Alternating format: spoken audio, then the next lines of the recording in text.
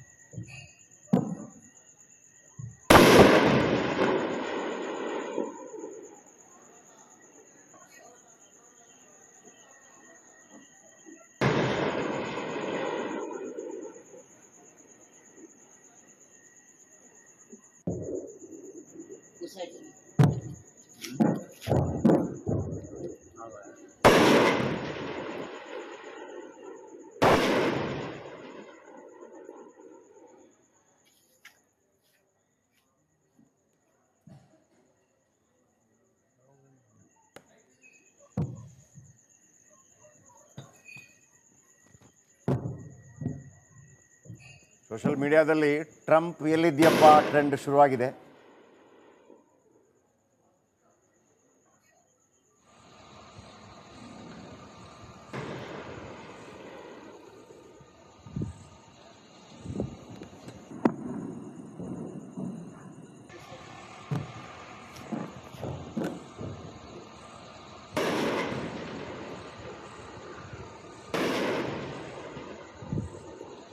ಮತ್ತಷ್ಟು ಡೀಟೇಲ್ಸ್ನೊಂದಿಗೆ ನನ್ನ ಕಲೀಗ್ ಅಭಿಷೇಕ್ ನೇರ ಸಂಪರ್ಕದಲ್ಲಿ. ಅಭಿಷೇಕ್ ಹಾಗೆ ರಂಜಿತ್, ನಿರಂತರವಾಗಿ ಸತತ 2-3 ವಾರಗಳಿಂದ ರಂಜಿತ್ ಇನ್ಫ್ಯಾಕ್ಟ್ ಪಹಲ್ಗಾಮ್ ದಾಳಿಯಾದ ಮರುದಿನವೇ ಕಾಶ್ಮೀರಕ್ಕೆ ತಲುಪಿದ್ರು. ಅದಾಗಿ 3 ದಿನಗಳ ನಂತರ ಅಭಿಷೇಕ್ ತಲುಪಿದ್ದಾರೆ.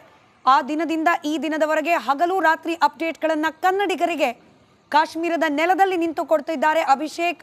ನಾನು ರಂಜಿತ್ಗೂ ಹೇಳಿದೆ, ತಮಗೂ ಕೂಡ ಹೇಳ್ತಾ ಇದ್ದೀನಿ, ಬಿ ಕೇರ್ಫುಲ್, ಬಿ ಸೇಫ್. ಮೊಬೈಲ್ನ ದೀಪ ಇಲ್ದಿದ್ರೂ ಪರವಾಗಿಲ್ಲ, ನಿಮ್ಮ ಧ್ವನಿ ತಲುಪಿದ್ರೆ ಸಾಕು ಕನ್ನಡಿಗರಿಗೆ. ಸದ್ಯಕ್ಕೆ ತಾವಿರೋ ಜಾಗದಲ್ಲಿ ಏನಾಗ್ತಾ ಇದೆ ವಿವರಿಸ್ತಾ ಹೋಗಿ. ಸ್ಮಿತಾ, ಕೆಲವೇ ಕ್ಷಣಗಳ ಹಿಂದೆ ನಾನು ನಿಂತಿರುವಂಥ ಹಿಂಬದಿ ಇರುವಂಥ ಆಗಸದಲ್ಲಿ ಕನಿಷ್ಠ ಪಕ್ಷ ಅಂದರೂ ಕೂಡ 30 ಡ್ರೋನ್ಗಳ ಅಟ್ಯಾಕನ್ನು ನಾನು ಇವತ್ತು ಕಣ್ಣಾರೆ ನೋಡಿರುವಂಥದ್ದು. ಕದನ ವಿರಾಮ ಉಲ್ಲಂಘನೆಯನ್ನು ಪಾಕಿಸ್ತಾನ ಮತ್ತೊಮ್ಮೆ ಮಾಡಿದೆ ಅನ್ನೋದಕ್ಕೆ ಇದಕ್ಕಿಂತ ಸಾಕ್ಷಿ ಮತ್ತೊಂದು ಬೇಕಿಲ್ಲ ಅನ್ನೋದು ಈ ಸಂದರ್ಭದಲ್ಲಿ ನಾನು ಹೇಳಲೇಬೇಕಾಗುವಂಥದ್ದು. ಈಗ ಕ್ಯಾಮ್ರಾ ಪರ್ಸನ್ ಯಾವ ಆಗಸವನ್ನು ತೋರಿಸಿದ್ರು ಪ್ರಾಬಬ್ಲಿ ಲೈಟ್ ಇಲ್ಲ, ತೋರಿಸ್ಲಿಕ್ಕೆ ಆಗಲ್ಲ. ಆದರೆ ಖಂಡಿತವಾಗಿಯೂ ಕೂಡ ಇವತ್ತು ಕದನ ವಿರಾಮ ಒಂದು ಘೋಷಣೆ ಆಗಿದೆ. ಇಬ್ಬರು ಒಪ್ಕೊಂಡಿದ್ದಾರೆ. ನೆಮ್ಮದಿಯಾಗಿ ಊಟ ಮಾಡೋಣ ಅಂತ ರೂಮಲ್ಲಿ ಕೂತಿದ್ದಂಥ ಸಂದರ್ಭದಲ್ಲಿ ಇವತ್ತು ಆ ಒಂದು ಕದನ ವಿರಾಮ ಉಲ್ಲಂಘನೆಯನ್ನ ಮಾಡಲಾಗಿರುವಂಥದ್ದು. ನಾವು ಇವತ್ತು ಒಂದಿಷ್ಟು ಸೂಕ್ಷ್ಮ ಪ್ರದೇಶಗಳನ್ನು ಶ್ರೀನಗರದಲ್ಲಿ ಎಲ್ಲಿ ಗುರುತಿಸಲಾಗಿತ್ತು ಅದರ ಮಾಹಿತಿಯನ್ನು ಆಧರಿಸಿ ಆ ಏರ್ಪೋರ್ಟ್ಗಳ ಬಳಿ ಹೋದಂಥ ಸಂದರ್ಭದಲ್ಲಿ, ಏರ್ ಬೇಸ್ಗಳ ಬಳಿ ಹೋದಂಥ ಸಂದರ್ಭದಲ್ಲಿ ಅಲ್ಲಿರುವಂಥ ಯೋಧರು ನೇರವಾಗಿ ನಮ್ಮನ್ನ ಬೈದು ಕಳಿಸಿದ್ರು. ಕಾರಣ ಸೂಕ್ಷ್ಮ ಪ್ರದೇಶ, ನೀವು ಇರ್ಲಿಕ್ಕಿಲ್ಲ ಇಲ್ಲಿ, ನಿಮ್ಗೆ ಸೇಫ್ಟಿ ಇಲ್ಲ ಅಂತ ಒಂದು ಮಾತನ್ನ ಕೊನೆಯದಲ್ಲಿ ಕಿವಿ ಮಾತನ್ನ ಹೇಳಿ ಕಳಿಸಿದ್ರು. ಇದಿಷ್ಟು ಒಂದು ಕಡೆ. ಆದರೆ ಮತ್ತೊಂದು ಕಡೆ ನರಿ ಬುದ್ಧಿ, ನಾಯಿ ಬುದ್ಧಿ ಅಂತ ಪದಗಳನ್ನು ಆಗುತ್ತೆ. ಯಾಕಂದ್ರೆ ಅಲ್ಲಿ ಅಮೆರಿಕದ ಅಧ್ಯಕ್ಷ ಕೂತು ನಾನು ಈ ಸದ್ಯದ ಮಟ್ಟಿಗೆ ಮಾತನಾಡಿದ್ದೇನೆ, ಎಲ್ಲವೂ ಸರಿ ಹೋಗಿದೆ, ಮೇ 12ನೇ ತಾರೀಕು ಒಂದು ಮಾತುಕತೆಯನ್ನು ನಡೆಸಿ ಪತ್ರಿಕಾಗೋಷ್ಠಿಯನ್ನ ಕೂಡ ನಡೆಸುವಂತ ಸಾಧ್ಯತೆ ಇತ್ತು. ಆದ್ರೆ ಈ ಸದ್ಯದ ಮಟ್ಟಿಗೆ ಪಾಕಿಸ್ತಾನದ ನಡೆಯನ್ನ ನೋಡಿದಾಗ ಅವರು ನೇರವಾಗಿ ಅರ್ಥ ಆಗ್ತಿರುವಂಥದ್ದು, ಅವರ ಸರ್ಕಾರವನ್ನ ಅವರ ಮಿಲಿಟರಿ ಪಡೆ ಓವರ್ಟೇಕ್ ಮಾಡಿರುವಂಥದ್ದು, ಸರ್ಕಾರಕ್ಕೆ ಯಾವುದೇ ಕವಡೆ ಕಿಮ್ಮತ್ತಿಲ್ಲ ಅನ್ನೋದು ಇಲ್ಲಿಗೆ ಅರ್ಥ ಆಗ್ತಿರುವಂಥದ್ದು. ಖಂಡಿತವಾಗಿಯೂ ನನಗೆ ಮೊದಲನೇ ಬಾರಿಗೆ ಇಂತಹ ದೃಶ್ಯವನ್ನ ನಾವು ನೋಡೋದಕ್ಕೆ ಸಿಕ್ಕಂತಾಯ್ತು. ಬೆಳಿಗ್ಗೆ ಆದಂತ ಸಂದರ್ಭದಲ್ಲಿ, ಇವತ್ತು ಬೆಳಿಗ್ಗೆ 5:45ಗೆ ನಾನು ಹಾಗೂ ರಂಜಿತ್ ಲೈವ್ ನಿಂತ ಸಂದರ್ಭದಲ್ಲಿ 2 ಗುಂಡಿನ ಸದ್ದನ್ನ ಕೇಳಿಸ್ತು ಅಥವಾ 2 ಬ್ಲಾಸ್ಟಿನ ಸದ್ದು ಕೇಳಿಸ್ತು. ಆ ಸಂದರ್ಭದಲ್ಲಿ ಇಬ್ಬರು ಕೂಡ, ನನ್ನ ಜೊತೆಗೆ ಇದ್ದ ಇಬ್ಬರು ಕ್ಯಾಮ್ರಾಮನ್ಗಳು ಕೂಡ ನಡಗಿದ್ವು. ಆದ್ರೆ ಇವತ್ತಿನ ದಿನ ಬೆಳಿಗ್ಗೆಯಿಂದ ಇಲ್ಲಿಯವರೆಗೂ ಕಂಟಿನ್ಯೂಸ್ ಆಗಿ ಆ ಒಂದು ಸದ್ದಿನ ಕೇಳ್ತಾನೆ ಬಂದಂತ ಪರಿಣಾಮವಾಗಿ ಇವತ್ತು ಆಗಸದಲ್ಲಿ ನೋಡಿದಂತ ಆ ಒಂದು ಡ್ರೋನ್ಗಳ ದಾಳಿ ಏನಿದೆ ಅದನ್ನು ನೋಡಿದಾಗ ಖಂಡಿತವಾಗಿಯೂ ನಮ್ಮ ರಾಜ್ಯದ ಜನತೆಗೆ ಎಷ್ಟು ಆತಂಕ ಉಂಟಾಯಿತು ಅಷ್ಟೇ ಆತಂಕ ಒಂದು ಕಡೆ. ಆದರೆ ಆ ಒಂದು ಚಿತ್ರಣವನ್ನು ನಾವು ಮೊದಲನೇ ಬಾರಿಗೆ ನೋಡಿದ್ದು ಮತ್ತೊಂದು ರೀತಿ ರೋಮಾಂಚನ ಆಗಿತ್ತು. ಆದರೆ ಖಂಡಿತವಾಗಿಯೂ ಇಲ್ಲಿ ನಾವು ನೋಡಬೇಕಾಗಿರುವಂಥದ್ದು ನರಿ ಬುದ್ಧಿಯನ್ನ, ನಾಯಿ ಬುದ್ಧಿಯನ್ನ ಪಾಕಿಸ್ತಾನ ಮತ್ತೊಮ್ಮೆ ಪ್ರದರ್ಶನ ಮಾಡಿದೆ. ನಾನು ಇರುವ ಅಷ್ಟೇ ಕದನ ವಿರಾಮ ಅಲ್ಲಿ ಘೋಷಣೆ ಆಗಿದ್ರು ಅಷ್ಟೇ ಪಾಕಿಸ್ತಾನ ಹಿಂಗೊಂದು ದಾಳಿ ಮಾಡುತ್ತೆ ಅಂತ ಭಾರತದ ಸೇನಾಪಡೆ ವಾಸ್ ಪ್ರಿಪೇರ್ಡ್.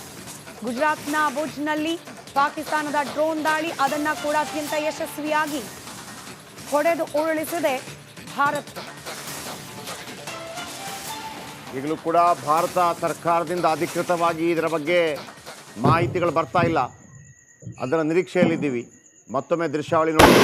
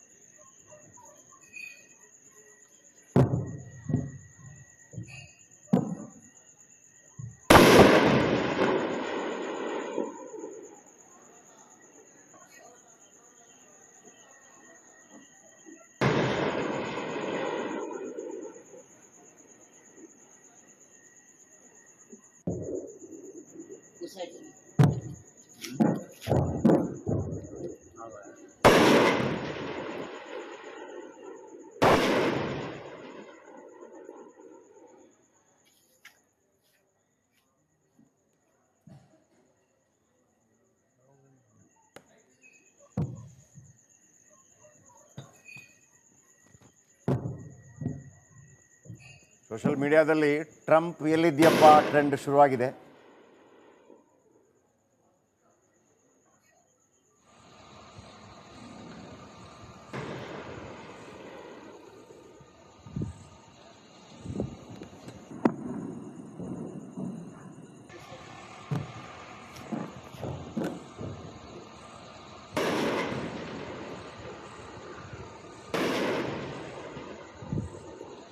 ಮತ್ತಷ್ಟು ಡೀಟೇಲ್ಸ್ನೊಂದಿಗೆ ನನ್ನ ಕಲೀಗ್ ಅಭಿಷೇಕ್ ನೇರ ಸಂಪರ್ಕದಲ್ಲಿ. ಅಭಿಷೇಕ್ ಹಾಗೆ ರಂಜಿತ್, ನಿರಂತರವಾಗಿ ಸತತ 2-3 ವಾರಗಳಿಂದ ರಂಜಿತ್ ಇನ್ಫ್ಯಾಕ್ಟ್ ಪಹಲ್ಗಾಮ್ ದಾಳಿಯಾದ ಮರುದಿನವೇ ಕಾಶ್ಮೀರಕ್ಕೆ ತಲುಪಿದ್ರು. ಅದಾಗಿ 3 ದಿನಗಳ ನಂತರ ಅಭಿಷೇಕ್ ತಲುಪಿದ್ದಾರೆ. ಆ ದಿನದಿಂದ ಈ ದಿನದವರೆಗೆ ಹಗಲು ರಾತ್ರಿ ಅಪ್ಡೇಟ್ಗಳನ್ನು ಕನ್ನಡಿಗರಿಗೆ ಕಾಶ್ಮೀರದ ನೆಲದಲ್ಲಿ ನಿಂತು ಕೊಡ್ತಿದ್ದಾರೆ ಅಭಿಷೇಕ್. ನಾನು ರಂಜಿತ್ಗೂ ಹೇಳಿದೆ, ತಮಗೂ ಕೂಡ ಹೇಳ್ತಾ ಇದ್ದೀನಿ, ಬಿ ಕೇರ್ಫುಲ್, ಬಿ ಸೇಫ್. ಮೊಬೈಲ್ನ ದೀಪ ಇಲ್ದಿದ್ರೂ ಪರವಾಗಿಲ್ಲ, ನಿಮ್ಮ ಧ್ವನಿ ತಲುಪಿದ್ರೆ ಸಾಕು ಕನ್ನಡಿಗರಿಗೆ. ಸದ್ಯಕ್ಕೆ ತಾವಿರೋ ಜಾಗದಲ್ಲಿ ಏನಾಗ್ತಾ ಇದೆ ವಿವರಿಸ್ತಾ ಹೋಗಿ.